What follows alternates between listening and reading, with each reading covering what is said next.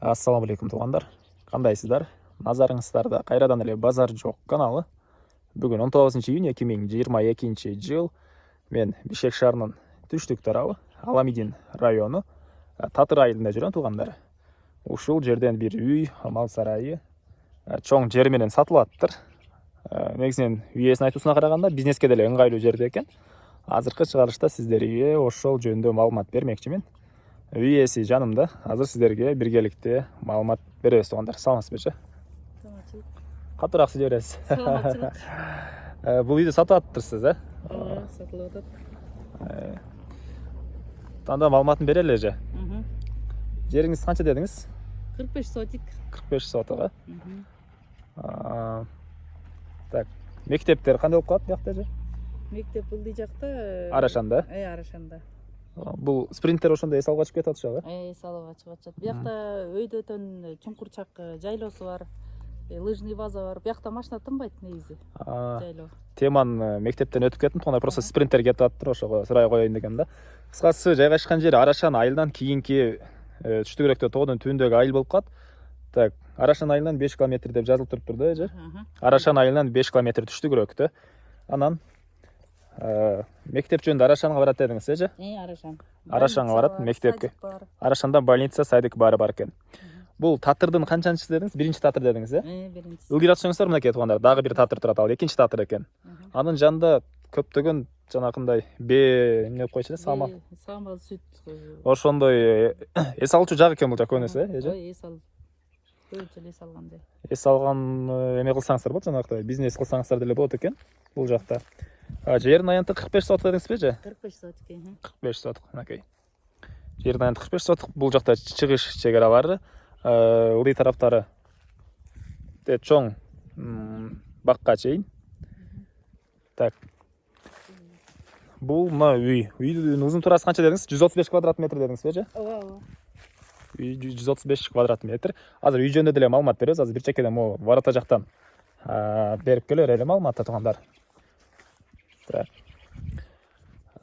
Мектеп, садик Арашанда деп айттык. Суу свет бар, же бул жакта? Бар, аяктан проблема жок. Суу свет бар экен. Бул көчөнөн үйгө киребиз. Бул үйдүн негизги кирүүчү дарбазасы. Бул жак менен туугандар. Өйдө кетсек жанакы лыжный базарга кетишет, же бул жак менен? Зона отдых. Зона отдыха дейт. Чумкурчакка барышат экен бул көчө менен. Лыжный базар деле ошол жакта барбы? Ошол жакта. Мен бара элекмин да, просто Чумкурчаккачы, элдер деле Чумкурчак дейт. Ушул жол менен өтөт. Анан бул жака жана бир бизнес ачып койсоңуз деле болот деп аттыңыз беле? Бизнеске жакшы. Бизнеске куруп, коттедждерди сүтү бизнес кылса болот дейт. Буга чейин үйдү сураган дедиңиз, 1-2 жыл мурда сурагандар бол. Толтура эле сурайт, жайкысын постоянно ары бери өтөт да бизнестер. Бизнесмендерчи ошолор сурайт да постоянно жолдун жээги экен, ыңгайлуу экен. Бул жолдун жээгинде жайгашкан туугандар. Мен азыр эрте келгени байланыштуу. Машина азыр эле бир эле спринтер өттү, бирок азыр саат 10дон кийин башталат экен бул жерде көчөт. Воскресенье вообще пробка болот берчи. Вообще пробка болот, Киргенде бул жакта баня же бул? Банясы, казанкана ар жагы. Ал жагы очоккана, казанкана экен, Мынакей. Пескоблок, шлакоблок менен болуптур туугандар. Мынакей. Өйдө тарап чегарасы кайсы жактан болуп калат, же? Алдагы эме. Бул столбадан өйдө тет, столбаны турбай, ошондон. Мындайынан экен, Инде айланат. Кыскасы 45 соток туугандар. Мындай тоонун түбү мал бакканга деле ыңгайлуу, же? Мал бакканга аябай жакшы. Өзүңүздөр деле мал көп. Көп эле. Анан бул огороддо 200 түп алмага тигилген. Алма тигилген. 3 жылдыктар. 3 жылдык алмаларбы? Чөп басып кетти да. 3 жылдык алмалар, могу жолдун жээктери өрүктөр экен. Могу жакта бүт эле алма шак. Азыр чөптөн көрүнбөйт да, 200 түп тигилген. 200 түп. Түрү менен да алма, өрүк, бүт эле бар. Бүт эле каттуураак сүйлөй бересиз, кичине телефонго жакында, же? Анан могу ылдый коктуга түшкөндө сарайыбыз бар, 300 кой бата турган. 300 кой батат. Сарайдын жанында башат бар. Булак. Родник. Мынакей туугандар, бул жакта мал караганга сарайлар. Аркы бет, муу беттин баарында алма тигилген бүт. Азыр ал жакта деле барып көргөзө эле, же? Биринчи үйдүн ички тараптан көргөзө албайлыбы, Бул жакта чыгыш тараптагы чегаралар деле туугандар, мондай тосулган немелер бар. Баарын эле тигилген азыр чөптөн. Бул жерде деле алмалар барбы? Анан бул жакта булактын суусу өткөн, могу жерден, сайдан. Мындай тети ар жак менен кеткен. Суунан деле проблема жок экен туугандар, таза. таза ичкенге болот бул э? Таза булак суусу. Суунун башыбызда. Азыр бул үйдүн ички тараптарын көргөзөйүн, андан соң короосуна чыгып калган маалыматтарды беребиз туугандар. Киргенде коридор туугандар. Мынакей. Үй өзү толук түрдө кирпич менен бүтүлгөн окшойт же? Бул жак коридор, коридорго гана пескоблок менен улантыптыр туугандар. Мынакей. Андан кийин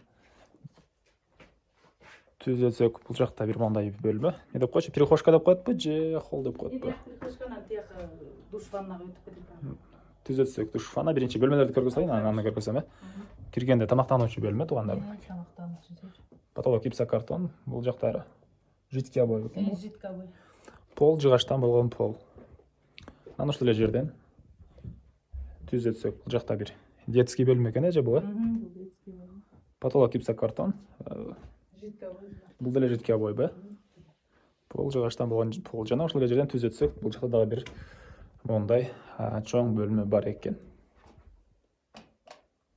Дуалдары жидкий обой, бул жерден деле потолок гипсокартон жана түштүк тараптан пластик терезе орнотулуптур туугандар.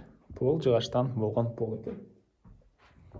Окей. Мына ушундай көрүнүштө. Эми короосуна чыгайын да, туугандар калган маалыматтарды берейин. Туугандар короос эмес, мен душту унуттурмун. Анан кийин бул тамактануучу бөлмөдөн сол тарапка кайрылсак, дагы бир бөлмө бар экен. Азыркы учурда үй ээсинин жаш балдар уктап атканга байланыштуу көргөзө алгам жок. И биз кайра эле бул жакта перехожкага чыгып, түзөтсөк, бул жакта мондай бир бөлмө, андан түзөтсөк, душ, туалет бар экен. Окей. Суусу арестон менен жылыйт. Дуалдары пластика. Потолок деле пластик экен, жана чыгыш тараптан форточка орнотулуптур. Ички тарабына раковина орнотуп суу чыгарылган. Ысык суусу арестон менен экен же бул жакта. Могу таштар эмне таштар болуп калат эле? Сайдын таштары. Сайдын таштарын ушинтип жасаттыңыздар өзүңүздөр, э? Сайдын жеңилдүү таштар алып келип. Мактап койбой болду. Мынакей. Натуральный камень деп койсо болот экен да, ошондой же. Так, андан кийин мына бул душтун көрүнүшү туугандар. Потолок пластика, тегеректерге таштар чапталган, пол кафель экен. Мына ушундай көрүнүштө. Эми короосуга чыгып калган маалыматтарды берейин. Так, мен кайра үйдүн короосундамын туугандар. Эми мал сарайды сиздерге көргөзөлү.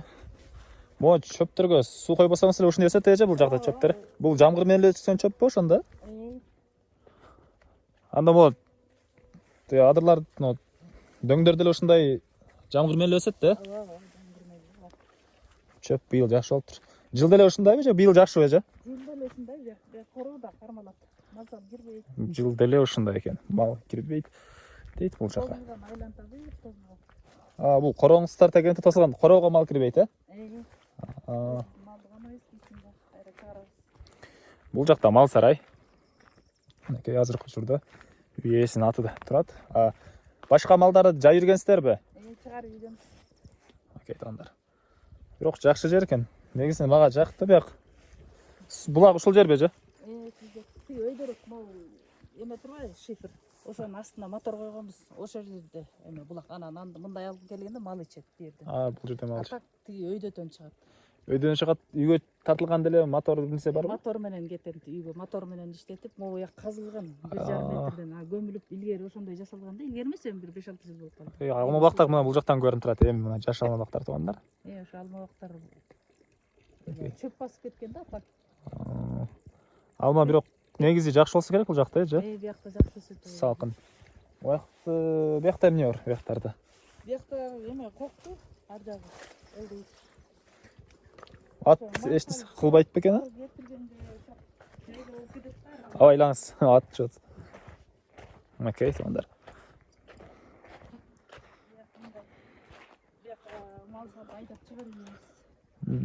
Ылдый тарапта элдер ушундай жерде эмне иш кылышат же? Бизнес, мисалы үчүн, бизнес дедиңиз белеби? Бээ кармап, сүтүн лечение кылып, ошого көбүнчө бизнес кылышат. Эс алганы келген адамдар кышын жазын бар бирок, биякта, мына жолдон өтөт, э? Кышында лыжный базага, Лыжный кышында деле пробка бияк. Лыжный базага өтүшөт. Азыр эс алганды жакшы эметип калышпады, мурункудай эмес да. Илгери го эс алчу эмес эч ким деле. Азыр вообще жалаң эле эс алган эл. Эс алган эле. Бүт эле ушундай эле бизнес ачып эле. Буяктан да суу өтөбү, же? Биякта да суу агат. Могу коктун ичи менен келет суу. Булак барбы же эмне бар? Мындан өйдө булак бар го дейм, тиги эмеден бери мындай кетет. Анан те мөңгүлөрдөн да минтип майда барак теметип агып отуруп анан мындай келет го. Анан могу жерден малды чыгарып жиберсиң, аяктын баары эле жайлоо бүттү бияк кенен. Каалаган эле малыңды айдап койсоң болот. Кенен да сыртынан эле карап койсо жүрө беришет. Кайсыл жактарын көргөзсөк дагы үйдүн бияктары. Буякта эмне майда Биздин сарай болчу, ошо жайында кирип атканбыз да.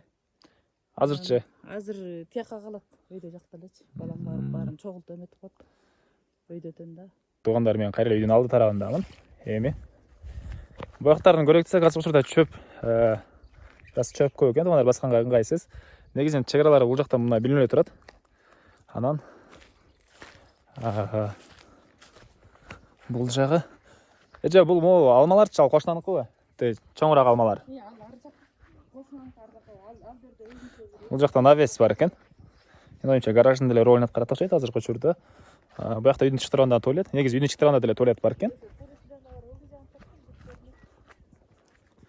Буякта жылан жок эже. Эчтиби? Барбы? Мынакей туугандар. Ылдый тарабы чоң талга чейинби? Турба тура ошондон бери биздики. Могу турбабы?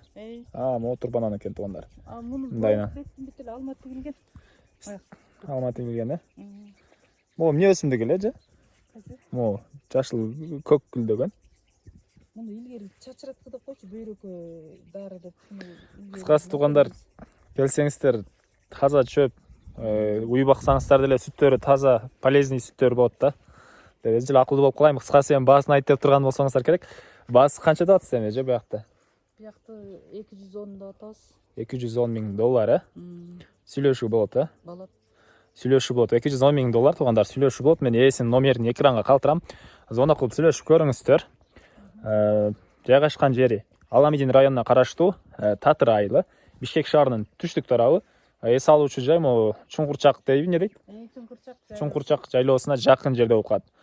Үй ээсинин айтуусуна караганда бул жерде жайыкчым, бул жолдон көптөгөн адамдар өткөнүгө байланыштуу. Бизнес кылсаңыз деле ыңгайлуу, кааласаңыз өзүңүз бир эс алуучу жай деле ачып алсаңыз болот. Эгер ушундай план менен жүргөн болсоңуз, ошол планыңызга ыңгайлуу жерде жайгашкан туугандар. Бул жакта 135 квадрат метрлик үй, мал сарайы, ал жакта баня баары эле бар экен. Эгер силер бизнес кылам десеңиздер, өзүңүздөр дагы башка объекттерди салып алсаңыздар деле болот. Мына бул жакта дагы үй салам десеңиздер, мындай чоң тегиз жерлери толтура эле бар экен туугандар. Ал жактарда калсаңыздар, мына дагы бир жолу көргөзө кетейин. Кандай лестницаларды кыласыздарбы, бир эми баякелер болсоңуздар, может бизнес кылганга мындай жаштагы бир жолу көргөзө кетейин. Өзүңүздөр пландарыңыздарды карап алыңыздар, карап туруп. Анда эмесе мен силерден коштон туугандар. Кийинки чыгышка чейин саламатта калыңыздар. Бул видеону достор менен, группалар менен бөлүшсөңүздөр, мага үй ээсине сиздер чоң жардам берген болосуздар туугандар.